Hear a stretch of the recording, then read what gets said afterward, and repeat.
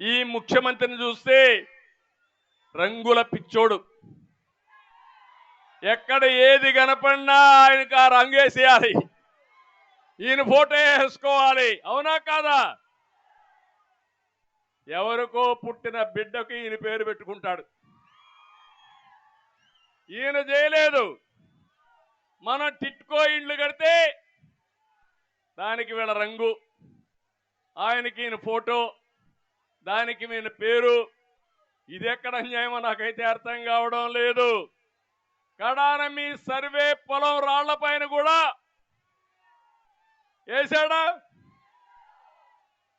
ఎంత పిచ్చోడయా!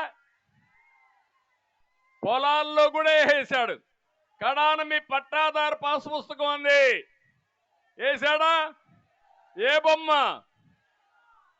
ఈయన మీ అమ్మ తరపున ఏమన్నా చుట్టవా? మీ నాన్న తరపున ఏమన్నా చుట్టవా? మీ దూరపు బంధువా?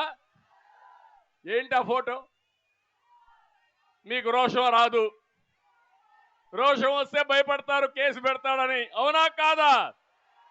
అదే మీకుంది ఓటు హక్కు, ఓటు ఆయుధం. మీ వారసత్వంగా మీ తాత ముత్తాత ఇచ్చిన ఆస్తి పైన ఈ రంగుల పిచ్చోడి ఫోటో ఏంటయా? ఎక్కడికి పోతున్నా అని అడుగుతున్నా. కడాన తమ్ముళ్ళు ఇతను చూస్తే నాకు అనిపిస్తా ఉంది మరుగుదొడ్లు కూడా వదిలిపెట్టాడు. అవునా? మనం 22 లక్షల మరుగుదొడ్లు కట్టాం మా ఆడబిడ్డల ఆత్మ గౌరవం కోసం. ఏమమ్మా అక్కడ ఈ పిచ్చోడు ఫోటో వేస్తాడు, అక్కడేస్తే పర్వాలా, మరుగుదొడ్డు బయట వేస్తే లోపల కూడా వేసే ప్రమాదం ఉంది. జాగ్రత్తగా ఉండండి.